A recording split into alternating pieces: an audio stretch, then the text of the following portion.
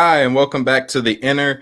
Today, I have with me a very special guest, one of my favorite people that is a living legend that I am absolutely honored to have on my show today is Dr. Jane Elliott.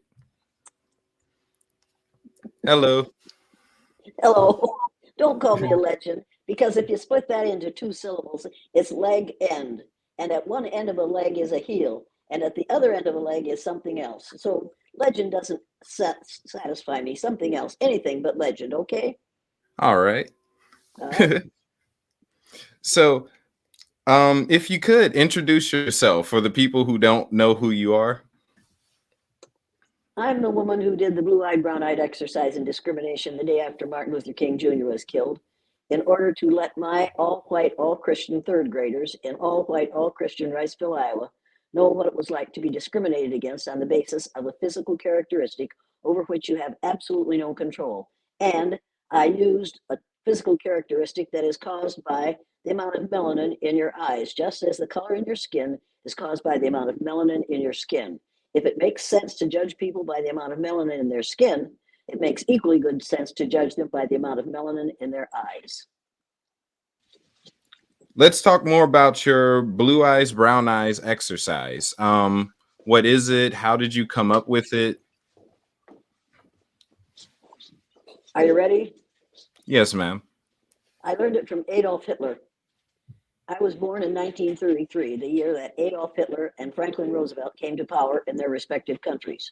For 12 years, from 1933 until 1945, I heard my father ranting about what Adolf Hitler was doing all over Europe and what he wanted to do in the United States. And one of the ways he decided who went into the gas chamber was eye color. If you had a good German name, but you had brown eyes, they threw you into the gas chamber because they thought you might be a Jewish person who was trying to pass. I have lived through watching people do horrendous things to people who are members of a different religion for the last 89 years. It is time to, by the gods of war, put a stop to it. And it is what we are doing in this country today. We are repeating in 2023 what Adolf Hitler did in Germany in 1933. And it has to be stopped. People have to be aware of what's going on in this country. And because we don't teach the ugly things about history, we haven't taught the truth about Adolf Hitler and about the fact that our president cooperated with him at first. Somebody said to Franklin Roosevelt, "What are you going to do about Adolf Hitler?" He said, "That man, leave that man alone. He's taking care of a problem the rest of us don't want to deal with." And that was the destruction of the Jewish people. I am Mhm. upset about that to this day. I separated my students according to the color of their eyes because that's what Hitler did. And it can happen again, and it is happening again in this day today. It's happening to people of your color group. Mm. However, what everybody needs to know is there's only one color group, and that's the brown color group. We are all members of the brown color group. We are all shades of brown. There are no white people and there are no black people. I can see the color of your hair and it's black. I can see the color of your skin and it's brown. You can see the color of my hair and it's white. You can see the color of my skin and it's spotted, but it is not white. My face does not match my shirt or my hair. It's time to get over those two words. They were they were given to us by Torquemada during the Spanish Inquisition. For God's sake, that's over 480 years ago. It's over 500 Mhm. years ago. It's time to stop using the words that we used in during the Spanish Inquisition in the 1400s and 1500s and come into this century. If you think sound a little upset about this, I am. I'm an educator. An educator, the word educator comes from the root duc dus, which means lead, the prefix e, which means out, the suffix ate, which means the act of, and the suffix or, which means one who does. An educator is one who leads people out of ignorance, and we do not lead people out of ignorance when we teach that Columbus discovered America. Columbus wasn't the first person to come to this country that we erroneously call America. Number one, we've got to stop calling this America. America is everything from the northernmost point of Canada to the southernmost point of South America. All the citizens in all those countries are Americans. What we Mhm. call America is, in fact, the United States of America, which is the 48 contiguous states, Alaska, Hawaii, and the islands off the southeastern coast of the United States. That is the United States of America. We need to start saying the United States of America, and if that's too many syllables, then say the US. And we need to say the U.S. because U.S., those two letters together spell the word us. Mm-hmm. And that's talking about us, the citizens of the United States of America. It's time to give this nonsense up. If you're going to continue to use the vocabulary of the 1400s and 1500s, then you must use the kinds of clothing they wore then. And you can come to work where you men can come to work wearing knee breeches and powdered wigs. And women can come to work wearing corsets so straight and so tight that their waistlines aren't more than 18 inches around. I don't think any of you want to do that. And you can stop driving automobiles and you can stop watching television because you're going to go back to smoke signals. I don't think anybody wants to do that, but they're perfectly happy to use white and black when they are both misnomers because none of us are white and none of us are black. Now, do you still want to listen to me? Yes. Please continue. I love it. The whole thing is so ridiculous, and it's the result of not being educated. It's the result of people being teachers who dispense facts and figures to get their students ready for the end of term testing instead of being educators who lead their students out of ignorance. Now, next fall, when Columbus Day comes around, I want every one of those teachers to say, we're going to celebrate African American Day. Because, boys and girls, see that map on the wall? And they're going to have put up a map out of the National Geographic magazine for April of 2018, on which it shows how the people from the equator moved from the equator to populate every landmass on the face of the earth. So instead of Columbus Day, we're going to celebrate African American Day because that's where we all came from. Now you're going to have people throwing things at the screen. Go ahead and throw things at the screen. I've had people throw things at me, not just at the screen. But we've got to get over the idea that there are 5 different races on the face of the earth. There aren't. There aren't even 5 different color groups. There are no white people. There are no black people. There are no yellow people. And there are no red people on the face of the earth. We are all shades of gray.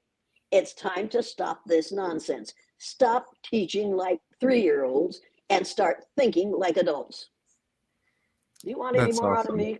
Because I am more than eager to get this message to every person on the face of the earth. Now, black people, what we call black people, aren't going to like it because they have finally decided it's good to be black. You aren't black.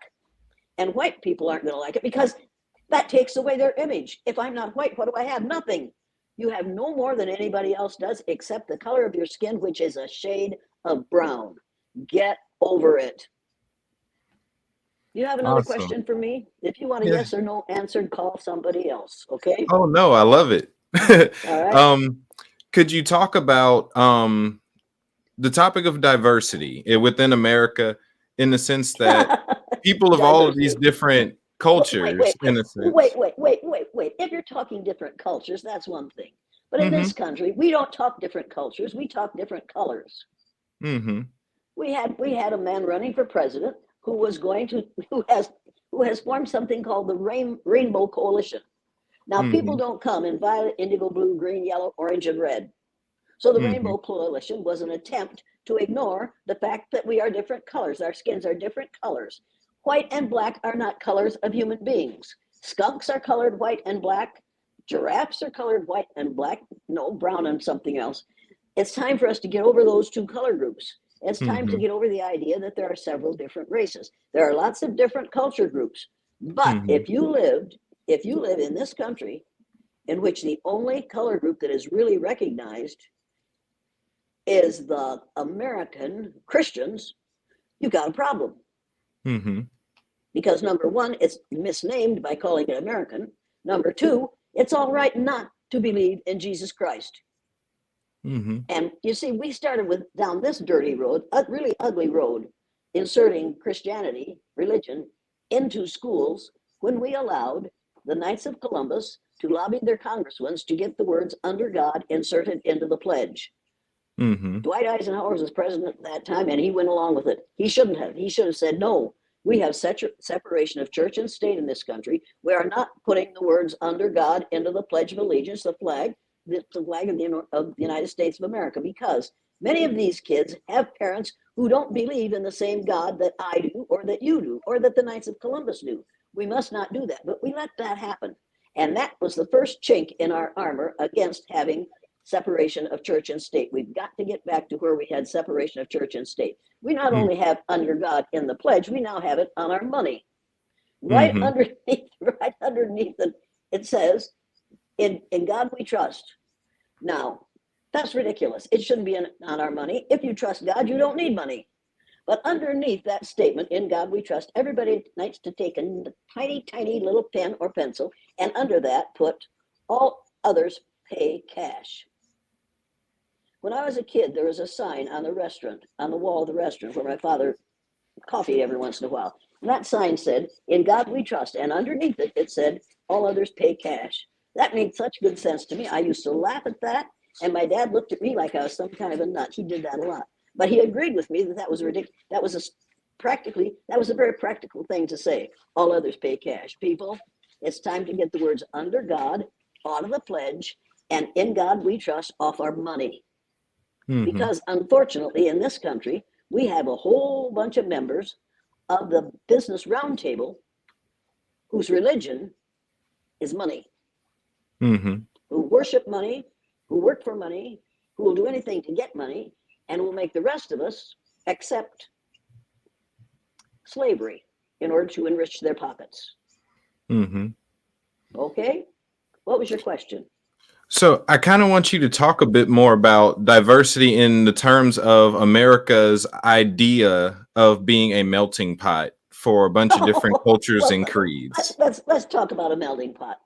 You know what a melting pot is? You take a whole bunch of metals and you put them in this melting pot and you turn up the heat and you bring it to a boil and you heat it up until they're all melted. All the metals are melted.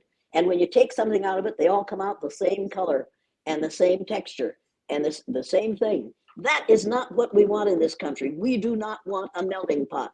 We want we don't want a salad. We want what? She said something that I say all the time and I can't remember what it is. That's what happens when you get a stir fry. That's what we want. We want a stir fry. You put all these different colored, different flavor, different textures, vegetables into this thing. You add a little heat, you stir them up, and you want them all to maintain their color, their flavor, their texture, because those colors, flavors, and textures make for a more interesting and exciting whole. It's time to stop regarding this country as a melting pot and stop calling it a salad bowl. I came up with that when I shouldn't have, and call it a melting pot, because that's what not a melting pot. Call it a stir fry. And the nice part about that is it's something that we got from the Middle East and from the Far East. And it's a very valuable way to cook, and it's a wonderful way to serve things. So instead of a melting pot, let's have a stir fry. Okay, now what's your question? Awesome. So you actually answered my question perfectly, is that I believe part of the issue in America is that it was made to be a melting pot instead of a stir fry, in that it somewhat stripped everyone of their individuality. It kind of bleached everything down, stripped the identity away, so that you have this mess where no one's themselves and there is no identity. And the only acceptable thing in that particular melting pot are the white folks. And we've got to get rid of the word white. What we're saying with our melting pot is, we want you all to be alike. We can't be alike. And first we talk about a melting pot. We talk about we are going to deal with diversity, unless you are trans, unless you happen to be gay, unless you are something that we have learned in our so-called right way to think religiously, unless you are different from what we have interpreted as the Bible saying. If you can be all those things and ignore what you really are, then we will accept you in this so-called melting pot. Do you really think we have done a good job of creating a melting pot for people of color, for women, for people of different sexual orientations? No, we haven't, and we don't intend to. We intend to separate us if we possibly can. We are the United States of America, and for 4 years, we had a so-called president whose main aim was to turn us into the divided states of America. And he got away with it, and he is still doing it. and 40% of the Republican Party, and you can't call them the Republican Party anymore because Donald Trump knocked the L out of the word Republican, because the only thing that he thinks about is the pubic area. So we have members of the Republican Party. We need to call it what it is and realize what it is. He wants us all to behave the way the people on the Business Roundtable do. And if you haven't read Robert Reich's book, The System, you better get it and read it this week and realize what those boys have in their minds and what they want to do with this country. See, I've lived too long. People tell me that quite often. But the reason I say I've lived too long is I remember what happened from 1933 till 1945, and I see what's happening now. History is repeating itself. We realize that this is happening again, and we need to put a stop to it. We won't put a stop to it if we allow somebody like Donosaurus T. Rump to become president of the United States again. We can't allow this to happen because he will take us right back down to that ugly road. We can't afford that. If you want your democracy, you have to refuse to allow that person to lead this country any longer. He needs to be in prison. You cannot do what he has done to this country and get away with it. And if he gets away with it, some of us are going to move to another country because this is not going to be a democracy anymore if he gets away with this. Now, what was your question? You answered it perfectly. Okay, that would be the day. Go ahead. So, something that this is somewhat on the lines of what you were just saying. And I kind of want to hear your perspective on it. Usually when people talk about differences in diversity and differences between these two different shades of brown, oftentimes the topic of a race war comes up whenever you have people like yourself, like myself, who speak out against inequity and inequality, where they say, you keep doing that, you're going to incite a race war. What is your thoughts on such a concept of a race war being started by people not settling for what's happening? What race are you a member of? Human. And what race do you think I'm a member of? Human. Thank you very much. Then we can't have a race war. That's not possible. We have to teach that there's only one race. We are all members of the same race. The word race, meaning a specific group of people, came out of France in 1580. Did you know that? Only in 1580 did some fool come up with the idea of race, meaning a separate group of people. There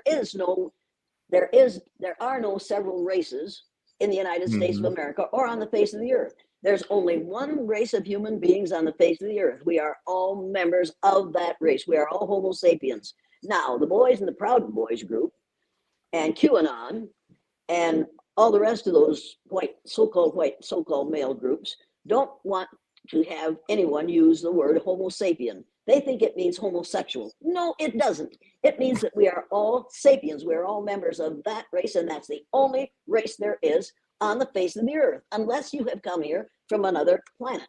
We can't have a race war unless you decide that there are several different races in this country. The reason we haven't made that decision is because our educators haven't educated, because they weren't educated and the people who educated them weren't educated. They learned what people were taught in the 14 and 1500s, and they are still preaching that same nonsense. It's time. For instance, if you think I'm lying about that, you need to take a look at the Peters projection map. Sarah, do you have a copy of the Peters projection map handy? Well, I guess you have a copy of the Peters projection map? Always. This one's too big. Do you have a little one? We have been, okay, look at here. See this map? Okay. All right. See Greenland up here? Where is Greenland? Greenland up here, this little teeny tiny thing, that's Greenland. In the Mercator projection map, Greenland hangs way down here like a great big ripe plum in the middle of this map. In the Mercator projection map, Greenland is larger than South America. Because do you have a copy of the Mercator map, Sarah? I didn't come prepared for a map study. All right, I'm going to do what I can. In the Mercator map, all the countries in the northern part of the map are larger than the countries in the southern part of the map, because Mercator was commissioned by the Pope to make a map that showed the spread of Christianity. So all the countries in the northern part of the map are larger than the countries in the southern part of the map, and you can't call the northern part of the map the northern hemisphere, because the countries in which Christians lived were twice the size of the countries in the southern hemisphere, and they took up 2/3 of the map. On the Mercator map, the equator is 2/3 of the way down the map. Do you realize that? Mm-hmm. Well, have you taught that to other people? I've started to. Because, well, good. Now continue to, because people have to realize that we have arranged our environment to suit our needs, to suit the needs of those we call white people.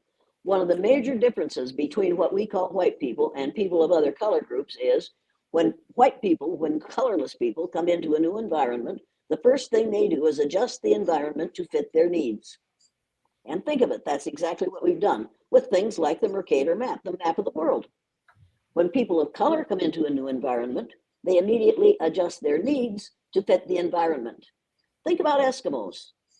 Think about what we call Native Americans and how they adjusted their needs to fit the environment in order to survive. And that's one of the reasons there are so many differences between the way so-called white people behave and people of other color groups. If you are raised in the northern climates, you have to plan ahead because winter is coming. And unless you plan ahead, unless you change your environment, you're going to freeze to death. So those of us who come from the northern climates are very different in our reaction to nature and to the physical environment than our people who are from southern climates. We have to think fast. We have to move fast. We have to arrange the environment so that we won't freeze in the wintertime. You don't have that same problem in the southern parts of the United States or in the southern countries on the earth. We need to think about those things before we say, well, we white folks know how everybody should live. We have no idea how everybody should live. The first thing we did when we finally got to Hawaii was make the women get dressed. Dress up in the clothes of that century. And here were these women in that climate having to wear pantaloons and pantalettes and long dresses, and because that's the way we thought they should live. Well, in England and France, they should live that way if they want to be comfortable in the wintertime. But in Hawaii, you didn't have to do that. But that is what we have done all over the world. We have taken our religion and forced it on other people and forced our means of transportation, our means of communication, our means of dressing on other people, regardless of what their climate is like. It made no sense. I'm sorry, I shouldn't get upset about these things, but for God's sake, we have treated. Here's another thing you need to know. Only 15 to 18% of the population of the world is classified as white. Did you know that? Mic drop. Mm-hmm. Think about that. 15 to 18%, and less than half of those are males. And yet, who are directing the behaviors of all of us in this country and on the face of the earth? White males. Mm-hmm. Not white males, melanemic males. Because if you don't have enough iron in your blood to keep you healthy, you're called anemic. Then, Mm-hmm. if you don't have enough melanin in your skin to protect your cells from the damaging rays in the sun, you must be melanemic.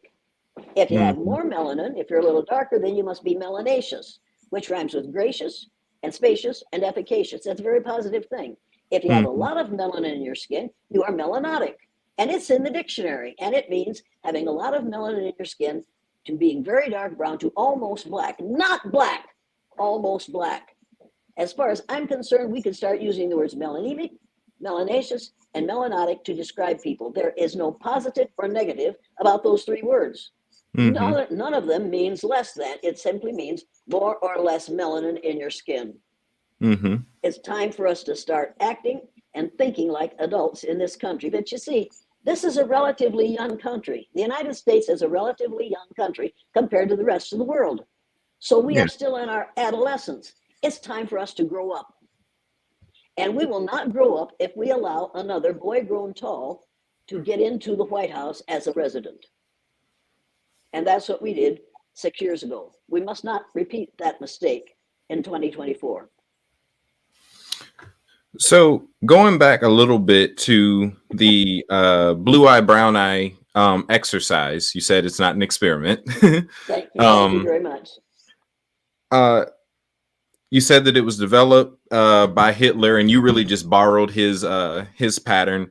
Um, what are some of the fruit and some of the things that you've seen expressed when you've done that exercise with different groups? Like, I personally love the video, the footage from your time on Oprah a few decades back. But I know that's not your only time doing that experiment. I mean, that exercise. Be careful. Be So, careful. Yeah, so I started with third graders, and it was okay. absolutely the most amazing thing I ever encountered.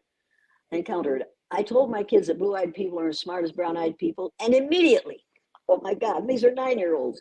Little brown-eyed Debbie sitting in the front row looked up at me and said, "How come you're the teacher here if you got them blue eyes?" And I thought, what the hell? This isn't supposed to happen to me. And then one of the students in the back row, the blue-eyed student, said, if she didn't have them blue eyes, she'd be the principal of the superintendent. They're both brown-eyed.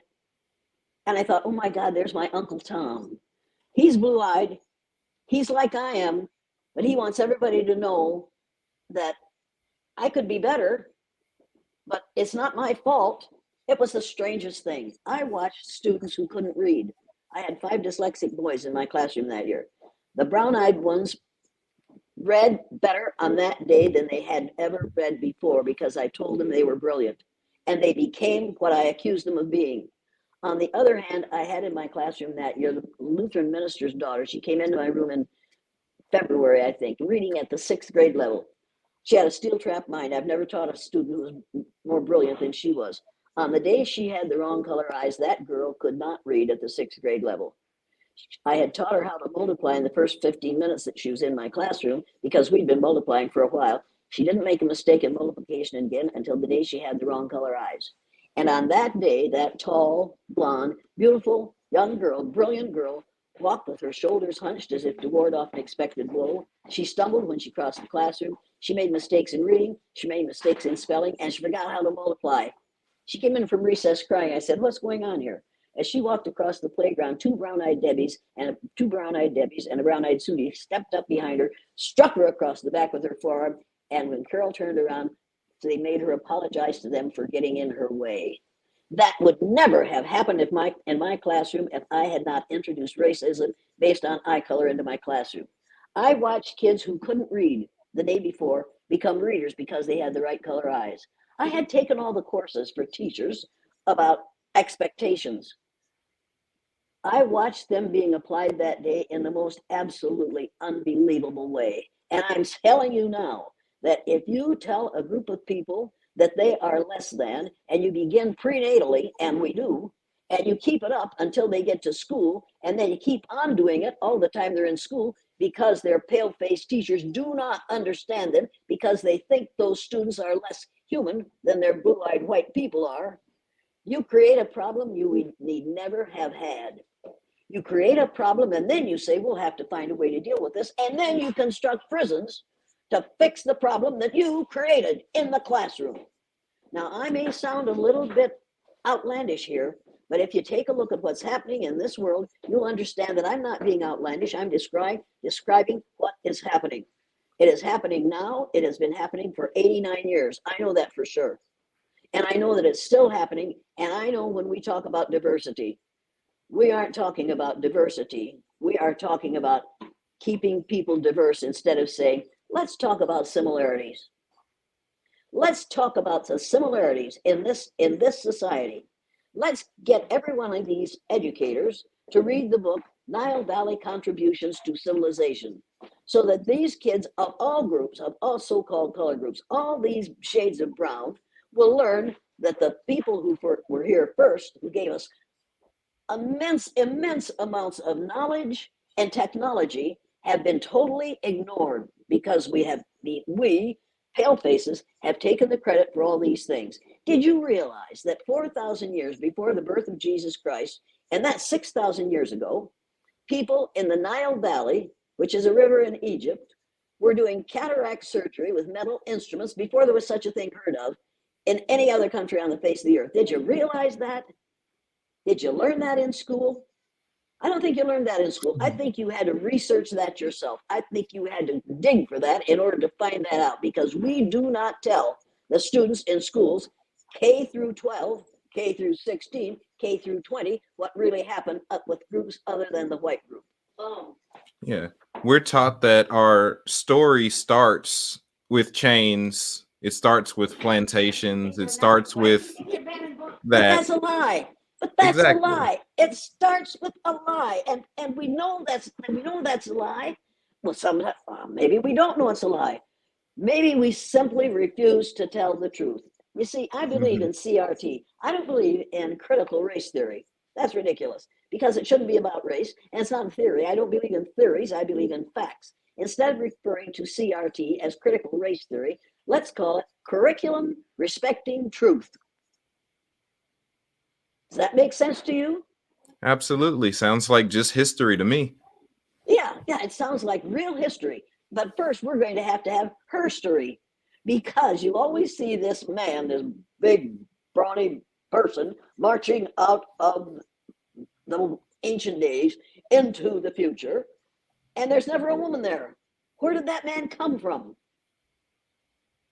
Except from a woman. There are three things, if I were back in the classroom today, there are three things I would be teaching every single day. And I would irritate practically some of the parents. Some of the parents would be delighted. Number one, without what we call blacks, we wouldn't have what we call whites. And that's a fact. The first modern human beings on the face of the earth were what we call blacks. They weren't black. They came from Africa, and they were very brown. And because of them coming because they populated every landmass on the face of the earth, as they moved farther and farther from the equator, their bodies produced less and less melanin, so their skin, their hair, and their eyes got lighter. Their brains didn't get smaller. Their skin, their hair, and their eyes got lighter. That's the only reason for the differences in skin color. So without those people from Africa, there would be no what we call white people. Number two, without the Jews, there would be no Christians. The first 5 books of the Old Testament came out of the Torah. Christianity is based on Judaism. Let's get over this anti-Semitism nonsense. And number 3, without women, there would be no men. Now, some men are thinking to themselves, well, without men, there wouldn't be any. Oh, wait. Oh, yes, there would. You can put 2 female cells together in a petri dish, not petri dish, break down the cell wall, and come up with another female mammal. You can't do that with sperm cells. You put sperm cells in a petri dish, mix them all up, you get a mixed up sperm. You cannot come up with another living thing, but you can with female cells. We could, if we chose to, have an all-female society. I don't want a female society. I was married to a man for 60 years. I don't want a female society. I want okay, go ahead. Any other questions? Yes. What you were talking about a bit ago, in terms of people became who they were told that they were. They were conditioned to be a certain way. This is something I've been teaching for a while, is that what's the most common form of oppression right now isn't physical. It's very much psychological, in that people are responding to psychological conditioning. They're right put now, in wait environment. a minute. Right now, psychologists are doing something really unpleasant and unacceptable. And they've always done that. They're coming up with 4 and 5 syllable words that will make white people feel less guilty.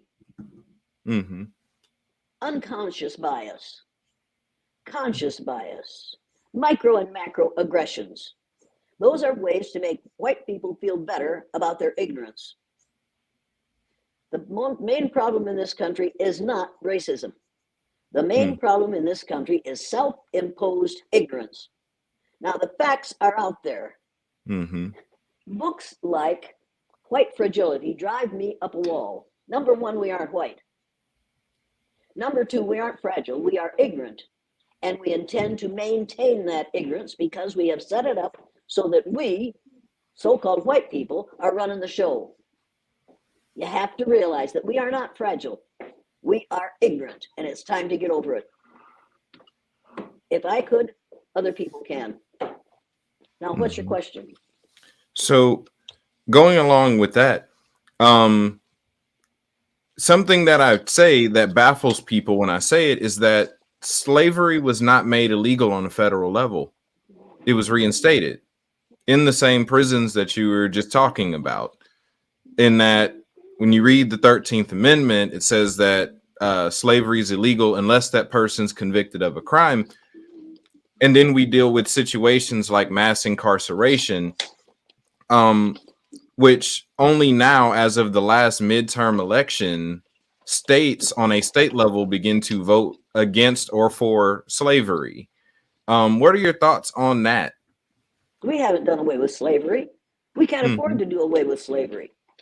Racism exists because it is an extremely lucrative process. People make a lot of money because they can use people now, just as they did years ago, and pay them less than they ought to be paying them because of the situation that we have created that says the darker your skin, the lighter your mind. We've got to get over this. We've got to get over it now because whether or not you realize this, within 30 years, so called white people will have become a numerical minority in the United States of America.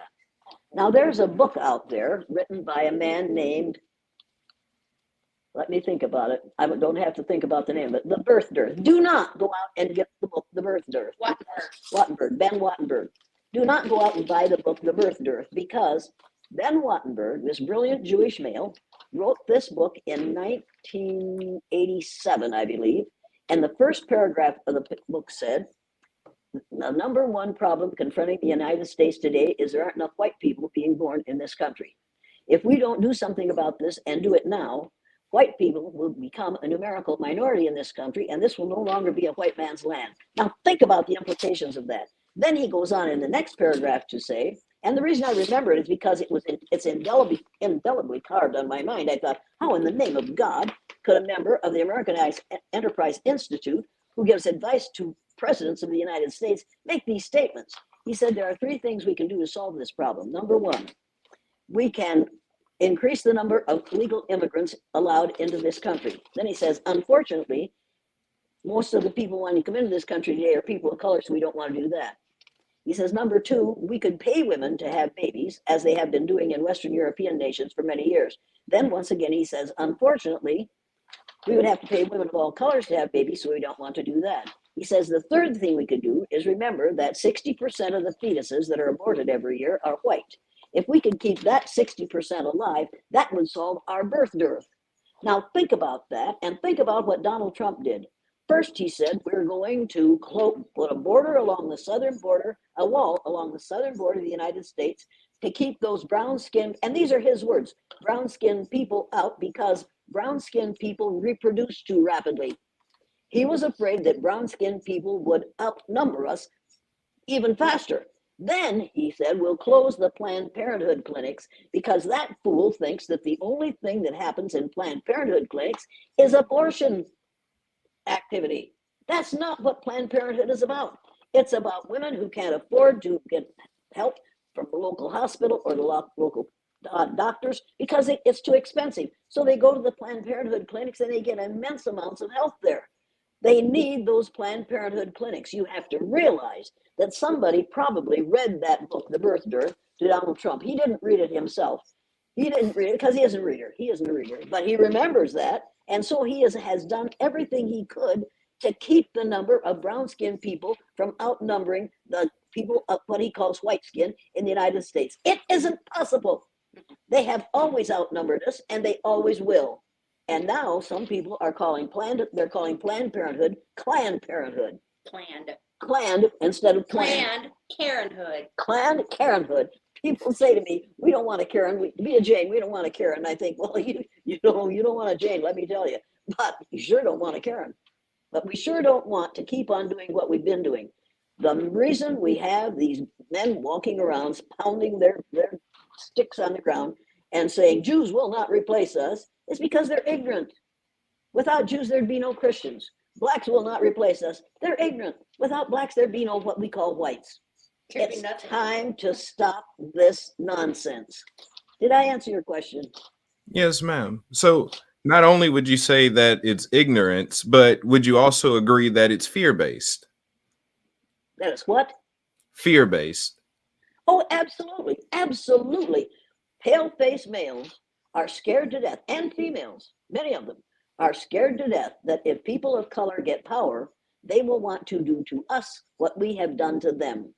And they're afraid that people of color think that white people really believe in the golden rule. Do unto others as you would have others do unto you. Do you really think that white people in this country are treating people of color the way white people want to be treated? Hell no, they aren't. We don't believe in the golden rule.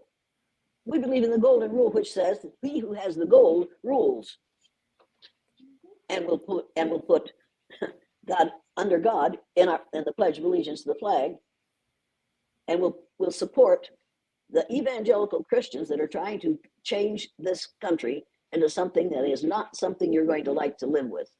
Mm-hmm. I've asked people that have been talking about like trying to get prayer back in school and the Bible Take it and out. the Don't do Ten it. Commandments. Do not. And I've said Do things not do like, that. do you want freedom of religion or do you only want your religion to be free in schools? Because don't want those same parents would be highly upset if a Muslim student was to say his prayers over the school instead of reciting the Lord's Prayer. If a Hindu student got up and read from the Bhagavad Gita instead of out of the Torah that morning. A lot of them do not want freedom of religion. They want Christianity to take over. Yeah, they had no intention to make freedom, to give us freedom of religion, nor have we ever had. We do not know. That's not what it's about. And we need to realize that one of the main fears in this country today is white male fear of those who are of different color groups treating us the way we have treated them. I think the thing I learned most about during the blue-eyed, brown-eyed exercise, every time I've done it, and I've done it probably thousands of times now, but the thing I learned most was people of color don't want to get even with white folks. They want to get equity. You and I will never be equal. I'll never be as young as you are. I'll bet I'll never be as tall as you are. I'll bet I'll never be in as good shape as you are. But I don't have to be your equal in order to demand equitable treatment under the law. I want it, and I want it now. And when my third graders, every time I went through that exercise with third graders, and then with junior high students, and then with people at US West Direct, and Public Service of Colorado, and corporations all over the United States, every time it's over, when it's over, I say, now, do you blue-eyed people want to get even with these brown-eyed people? No. What do you want to do? I just want to get back to normal. I don't want to be judged by the color of my eyes ever again, Mrs. Elliott. I don't ever want this to happen to me again. I said, okay, there it is, folks. That's what it's about. I don't think I have to worry about people of color wanting to get even with me. I think they want equity with me, and I think they are promised that in the Constitution of the United States, and I want it to be furnished for them, and now. And we could have been doing that all along. But we don't teach the truth. We are convinced that we have created a situation in which First Nations people have decided, because of their folklore, that they came up out of the ground, or they found Turtle Island. Have you read the Turtle Island fable? Most interesting. But it's not true. But we have convinced people that we can make up a lie to justify what we're doing. And if it's all right for white folks to do that, then it's all right for people of other color groups to do that. And that's exactly what's going on. It's time for us to admit that we all came from the same place.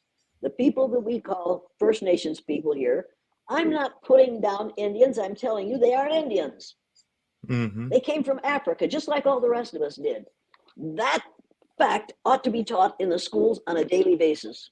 Every child that goes through a public, private, and parochial school in this country should learn every day that we all came from the same place. We are all members of the family of man, and we are all members of the same race. Different faces aren't different races. It's time to get over this, and it's time to educate with the truth, with CRT, curriculum respecting truth, instead of the nonsense we have dreamed up to keep white people, Christian white people, in positions of power. We don't exist. White people don't exist unless you live in Tanzania. Where there is a large group of albinos. They suffer from albinism. They don't have enough melanin in their skin to protect themselves from the damaging rays of the sun. And the witch doctor tells the people in the village who aren't albinos, if you can cut a piece off one of those albinos, you will have magic. Now think about that. That's how far this nonsense goes if you don't start educating people. So continuing with your exercise, when I was watching some of the footage, you did some very specific things to somewhat put people who otherwise wouldn't experience racism in an environment where they could, where you had them wear collars and you gave refreshments to one group and not to another. You had enough seating for one group and you had the other group sitting on the floor. You had a lot of compliments for one group and you had presented as scientific fact a lot of insults directed at the other group. What are some ways that you realized in planning that, how that equated to how darker skinned people are treated in America, very literally? Well, I knew how darker skinned people are treated in America because I've been a lighter skinned person all my life. And my father said to us, don't bring any pickaninnies into my house as grandchildren. And then my daughter married a Saudi Arabian. And we brought them to my father and put that beautiful little child who was part Saudi Arabian and part Anglo-American into his arms. And he said, it's the most beautiful child I've ever seen. He was 60 years old at the time. And at that time, suddenly, he got his world rocked because he realized that here was something beautiful. And he looked up at that Saudi Arabian man and that Anglo-American granddaughter of his and said about that couple, that's a great cross. It's a good cross. Good cross. Because he was a farmer and he knows what works. He knew what worked where animals were concerned, and he put that judgment where my daughter and her husband were. We have to start teaching that skin color is not an indication of intelligence or worth as a human being. And we've got to start prenatally. And we've got to keep it up until you die, because I know that there are people of color in this country who can't be buried in the local cemetery because white folks don't want them there. And that is still going on. We haven't stopped racism in this country, and we don't intend to stop racism in this country. As long as it is profitable, we'll keep on doing it. Now, the way you ruin the profit of, you stop trading with Walmart. Yep. You stop trading with companies that are obviously acting in racist ways. Hobby Lobby. You take a look at the commercials that are on television, and you stop buying things from the people who are putting out racist commercials. You stop trading with banks that will not support anybody who is other than white coming in and doing business with them. You stop sending your children into charter schools. Of course, you aren't going to get the chance if you're a person of color unless your child is absolutely brilliant. And even then, they're going to blame his brilliance on the fact that God says that he's okay. This kind of nonsense has to stop. And we individually have to say, I'm not tolerating racism in my environment anymore. I am going to be absolutely against racism. Sexism, homophobia, ethnocentrism are all based on racism. We take as our way to treat people who are different in other ways, the way we are allowed to treat those who are of different colors. And we have been allowed to kill them, to imprison them, to enslave them, and to deny them necessary human situations, human treatment. We have denied that. People of color in this country, and if you don't believe that, go to an Indian reservation. Look at how many young Native American girls disappear in a winter and are never heard of again. And we don't go out looking for them because we see them as less than human.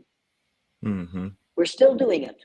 Look at the kinds of housing that a whole lot of people of color have to live in this country because of our housing laws. Read the book, The Color of Law. If you haven't read the book, The Color of Law, you have denied yourself a great education, because you read the book, The Color of Law, and you will never listen to any of this nonsense again.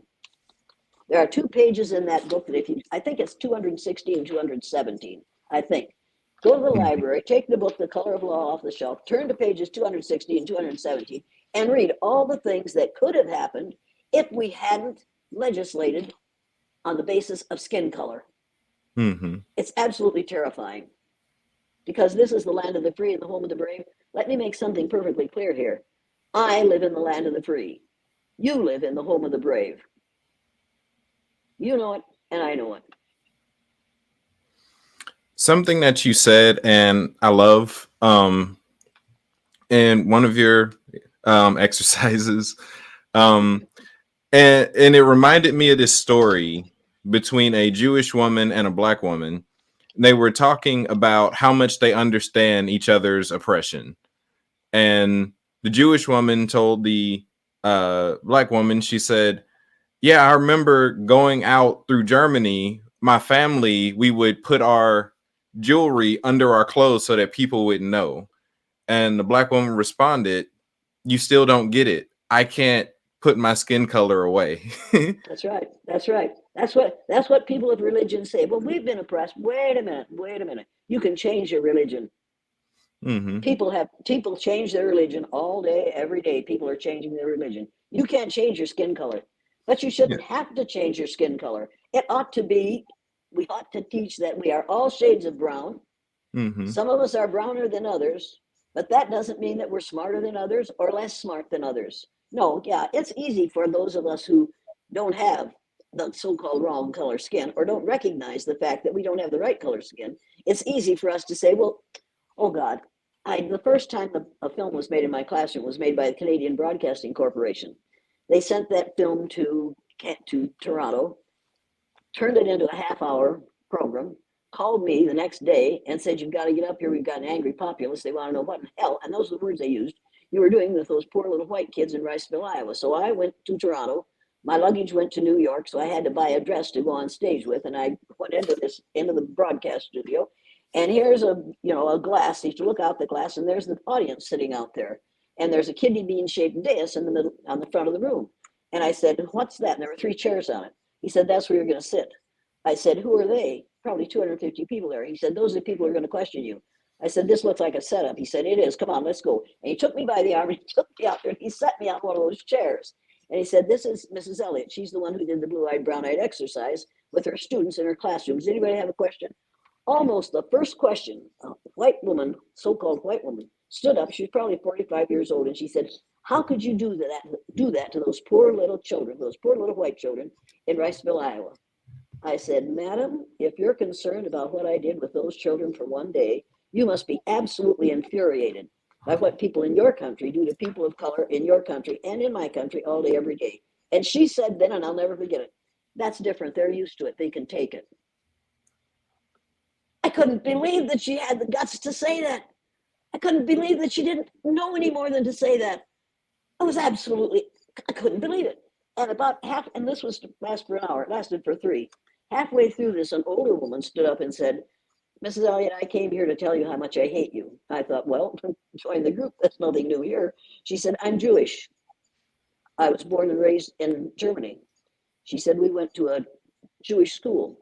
One day, the headmaster came in with 2 SS troopers, and they said to us, 'You Jewish people will no longer bow and say, 'Good morning, Herr Headmaster.' You'll salute and say, 'Heil Hitler.'" She said, "I watched those who valued their faith more than life itself continue to bow and say, 'Good Herr Headmaster.' She said the rest, who valued their life more than their faith, saluted and said, 'Heil Hitler.' She said, I watched those who bowed and said, 'Good morning, Herr Headmaster,' disappear. We never saw them again, but we know where they ended up."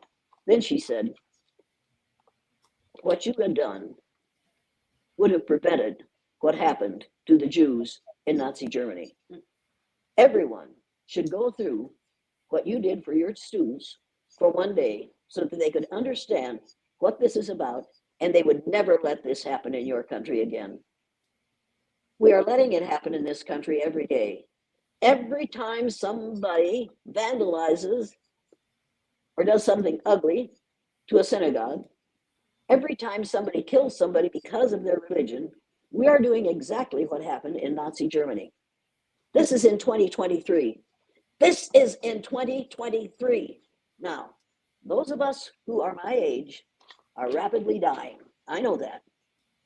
Not everybody feels about this the way I do, because they haven't been through what those of us who are my age have been. But the Jewish people know, the younger Jewish people know what we older Christians know because they're still living with it.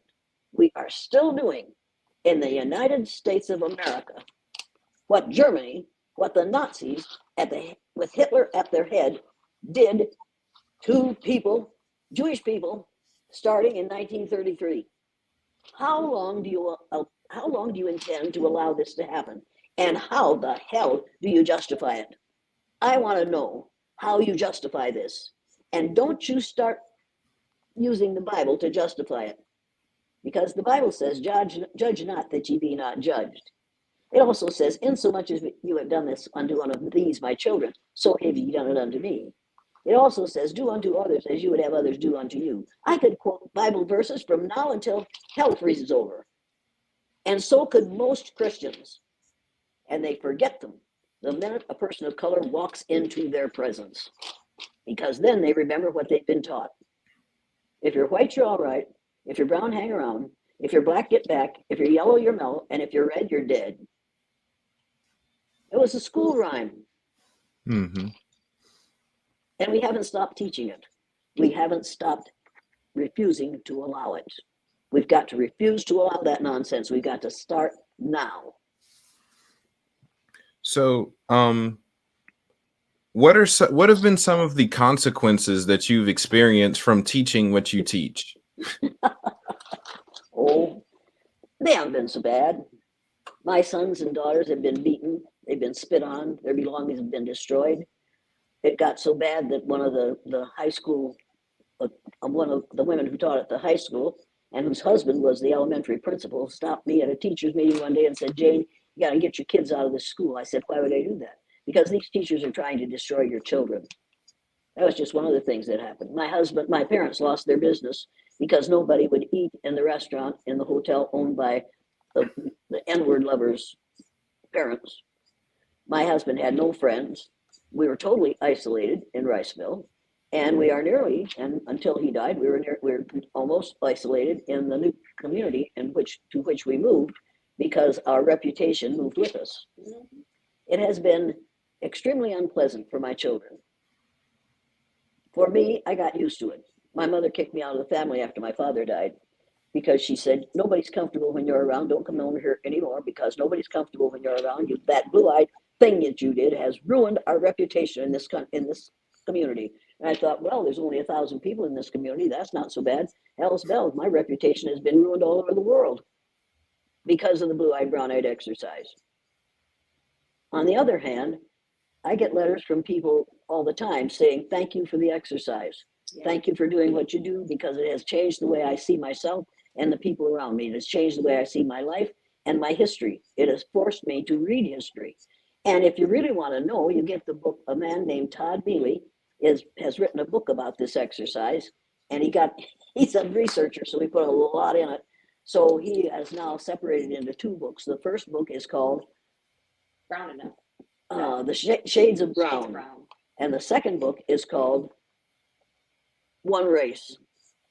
And those are both brilliant titles as far as I'm concerned, because we are all shades of brown. And here's what I advise people to do. Get a copy of the Pantone color scale for skin. You can get a copy of it, and I have a copy. I have it at home. Google it. Google it. Google Pantone color wheel. Put it on the wall, spread it out, put it on the wall, and have your students, your children, or your relatives go up and put their palms on that color wall, on that color thing, until you come to put something that is the color of the skin on the back of your hand. Then look at that color and see if you think what color it is. So in order to find out what color it is, you go to the thesaurus. Roget's thesaurus, use the big one, and look up the synonyms for brown. There are over 150 synonyms for brown in the thesaurus. Think of that. 150 different shades of brown.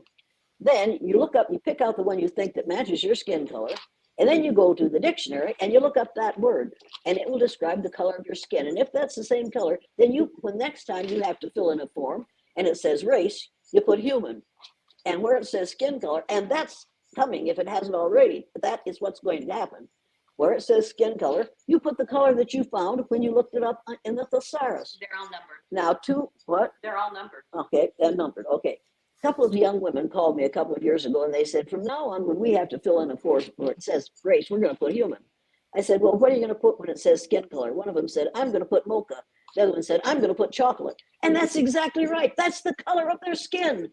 They aren't brown, they aren't black and white, they are brown, shades of brown.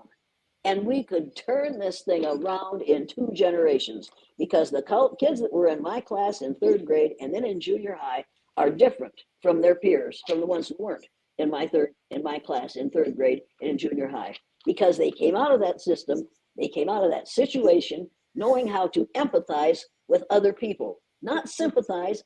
I don't give people of color sympathy. I try to understand what it is they're angry about. And after the first time I did that exercise, I knew what they were angry about. They're angry about being treated unfairly on the basis of somebody's ignorance about skin color. And as long as we teach that Christopher Columbus discovered America, and as long as we teach that we had to kill people who were living here in order to get their land, and we justified it because we're the right color, as long as we do that, we are miseducating the American mind, the United States of American mind. It's time to put a stop to it. Awesome. Well, that's pretty much the end of my questions. Where do you have any more do you have any resources, any books that you've written, any programs that you have, anything of that nature? Go to my website, jane@janeelliott.com. Download the printed learning materials that are there. The first one is a set of typical statements that white folks make that think they aren't being racist. Read through those statements. For instance, I'm not responsible for the behavior of my ancestors. We aren't responsible for the behavior of our ancestors. We're responsible for what we do today. You read the statements, and then you read the clarifications of the statements. Read the first statement, then go to the clarifications, read the clarification of that statement. This is what people who are on the receiving end of your ignorance think about you when you're doing this. After you read those, then go to the commitments to combat racism. I think there are only 18, but you can come up with 30 more. Commitments to combat racism. Pick out one, go through those and check yes, those that you have done. Check no, those that you haven't done. Go back and circle one that you checked no, put the date beside it, and do it for a month. And if people do that, they are going to learn so much about being on the receiving end of racism in this country, because if you do some of those, you will lose your friends, you will lose your family members, unless they're your children and they have to listen to you. You will lose your membership in the church. And your job. The minister came out to my house one day and said, after he had visited quite a while with me, he finally said, Miss Elliott, could you do me a favor? I said, I will if I can. What do you need? He said, will you find another place to worship on Sunday morning? I said, well, yeah, I can do that, but why would you ask me to do that? He said, my parishioners don't like the words you use during the service. I said, oh, they don't like it when I call God she? Absolutely not. I said, well, you see, for me, God is a spirit and has neither gender nor color.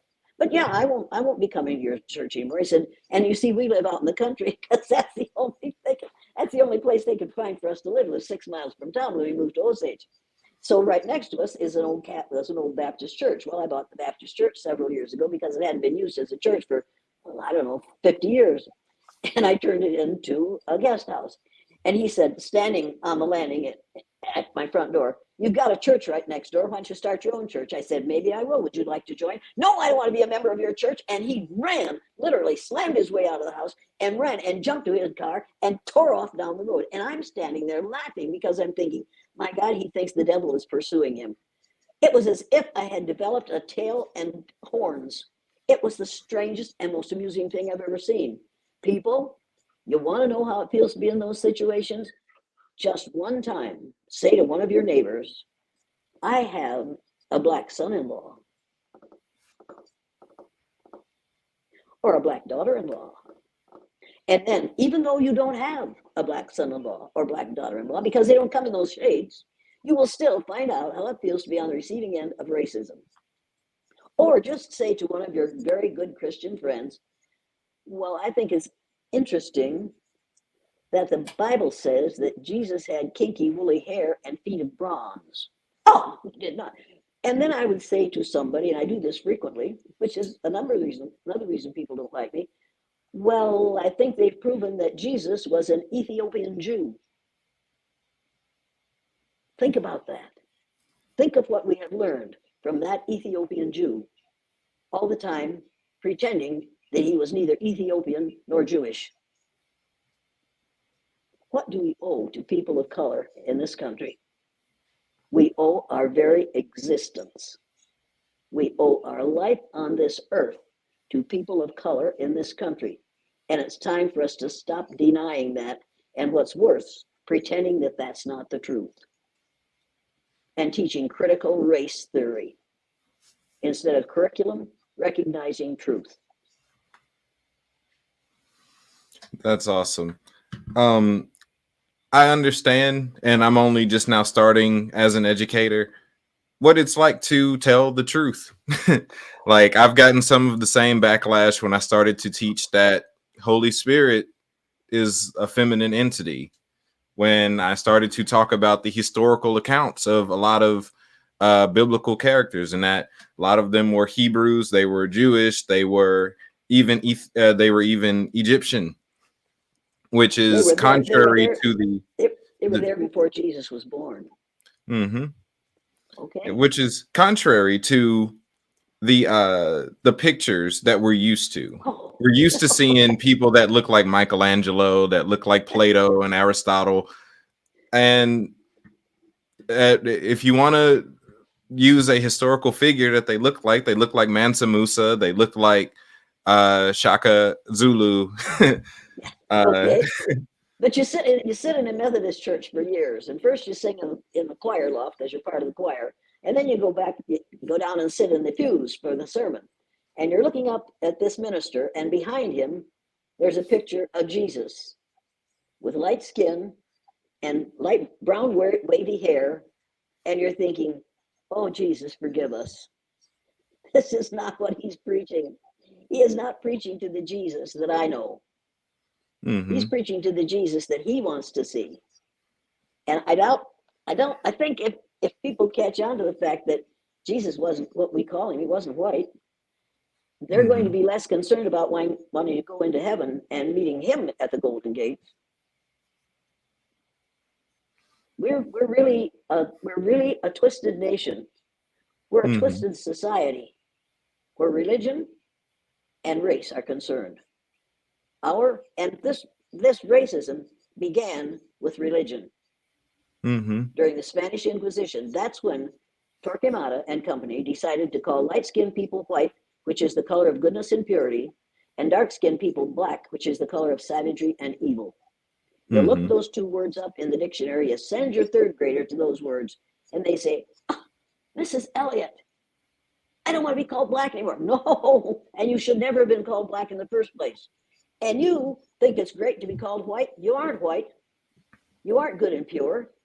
You're just a child who is alive because people of brown skin moved away from the equator and moved far enough that their skin got lighter and lighter. That's the only reason you're here. You owe your very existence to people of color. Yeah. A video of one of these just came out with an author, Joseph B. Lumpkin, where towards the end we were talking about how religion was used to oppress, and I was talking about in terms of women. He said, I'll give you one better, and he began to tell me something that somehow I overlooked in my studies, which was the Negro Bible that was created for slaves, that presented just enough information for them to get saved and convert, but not anything enough for them to be inspired to rebel. And it wasn't the truth. It wasn't the truth. It was written in a way that it would force them to believe that the way they were being treated was what God intended. And that's what we have done with women. This is the way God wants you to be. No, I don't think so. That, the whole thing is, well, look, some of my best friends are men. And the best person I ever knew was my husband and then my father. They were men. they didn't have to put people down because of their gender. Mm-hmm. And after my father saw the film The Eye of the Storm with my third graders in it, he didn't put people down because of their color anymore. When after it was over, he stood up. That was when the Canadian film.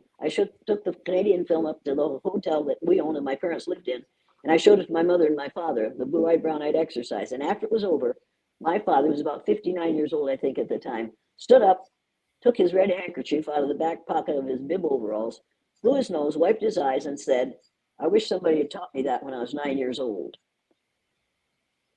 He wished somebody had taught him something that he should have learned. But he had graduated from high school. He had raised these 6 kids. He lost one at 3.5 years of age. But at that point, my God, he was at least 50 years old. He discovered that there was something nobody had taught him until I think it was probably 59 at the time. Mm-hmm. And when psychologists say to me, "Now, how could you do that to those poor little children?" I think of my dad saying, "I wish somebody had taught me that when I was 9 years old." It would have changed his life. It would have changed the way he raised his children. Well, I believe that's a safe place to end for today. Again, thank you for joining me here. It's been an honor to have my, what'd you say, 30th cousin on here? 30th to 50th cousin. I'll take 30th. That'll be good. Absolutely. Absolutely, cousin. As long as you don't use this in such a way that it makes me look even dumber than I am, okay? No. No, you can't possibly. Okay, all right. Well, thank you for calling. We'll talk to you another time. Awesome. Well, that concludes this episode of The Inner. Y'all be blessed.